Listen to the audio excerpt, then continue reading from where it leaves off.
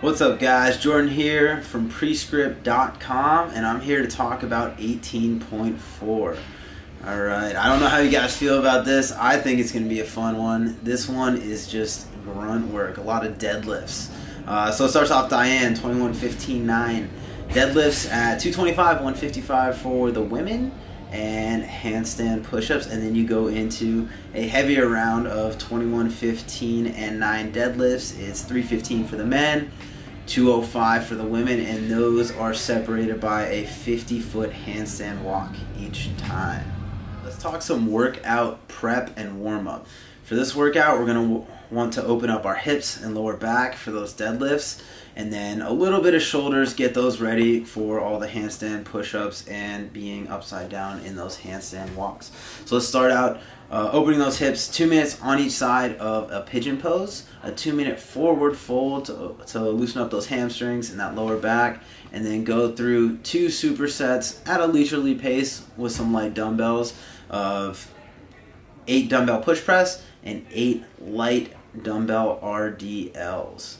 After that, our warm-up to get us primed for this workout. We're going to go through, we're going to start with a 5-minute row. Take it nice and easy, build the intensity until that 3rd minute, where you want to do a minute-long sprint, so maybe about 90% effort from minute 3 to minute 4, and then minute 5, trail off, let your heart rate come down, find that breathing again, just to get that spike in intensity, get your heart rate up a little bit, open up those lungs, and then after that, let your heart rate come down, go through 3 rounds, 5 deadlifts, 5 handstand push-ups, and then a handstand walk practice depending on how good you are. If 25 feet is no problem for you, maybe hit a couple rounds at 25 feet. And then with the weight and the deadlifts, build over those 3 sets to your Diane, and then maybe your last set is a little bit over the Diane weight. I wouldn't build up all the way to that second weight, that 315 or 205, because you'll be pretty warm when you get there. And then 2-minute rest in between the rounds of that primer. Okay, let's talk some strategy for 18.4. This is, depending on your strengths and weaknesses here, I'm assuming that there's a baseline level of handstand push-ups, handstand walking. With that assumption, this is very much so a deadlift workout. If not, keep chipping away at those handstand push-ups and do what you can with that first Diane.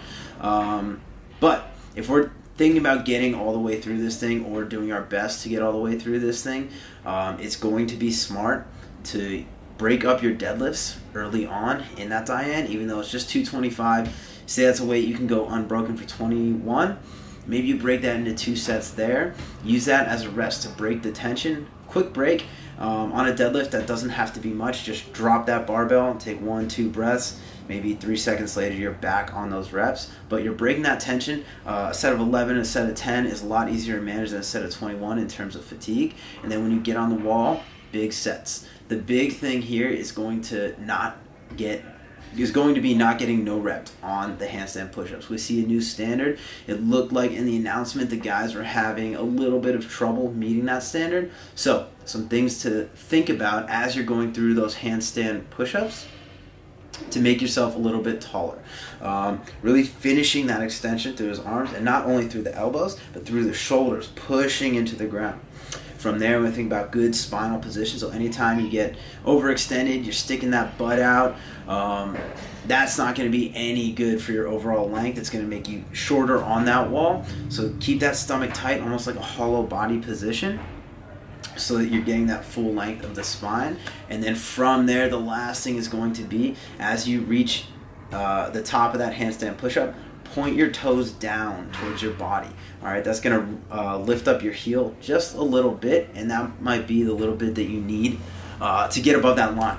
So aside from body positioning, be patient within your reps. All right, talk to your judge beforehand. Make sure that you have a line of communication that they will tell you when your heels are above the line, you're ready to go, so you don't get no reps on that first one. Come down, come up. Show control. Take an extra second. Pause at the top. Make sure you get that rep before you go into the next one. All right, no wasted energy there. The longer you're upside down, that's just going to tax your midline for a longer period of time. And a good idea for you guys to think about as you're warming up, playing with that primer, your 5 handstand push-ups, find the hand positioning that you need so that you can meet that requirement, meet that height requirement, and get your heels above that line. And then once you do that, take some chalk or some tape, whatever you have, and mark that off on the ground where your right hand goes, where your left hand goes, so you don't have to think about it. You can just look at the marks, hand, go right into those handstand push-ups, and just try not to get no rep there. All right. As you make it through your Diane, it's going to be smart to break up that heavier barbell into smaller, manageable sets. Look like the gentleman started out with 5s tonight. That's probably, unless you're a monster deadlifter, I wouldn't go any larger than that. I'd break it into small sets. I would personally avoid singles. I think that eccentric build from the top is very beneficial in terms of saving energy. So if you can hit at least sets at 2, 3, whatever you can do, but I know at that time it's exactly that, whatever you have left. So chip away through that heavier barbell, and then handstand walk, that's already been decided. If you've been doing your work, if you have a handstand walk, you're ready for this one. If not, good luck. I hope you guys get a couple feet in there. Other than that, it's a deadlift workout. So be respectful of your spines, and good luck, guys.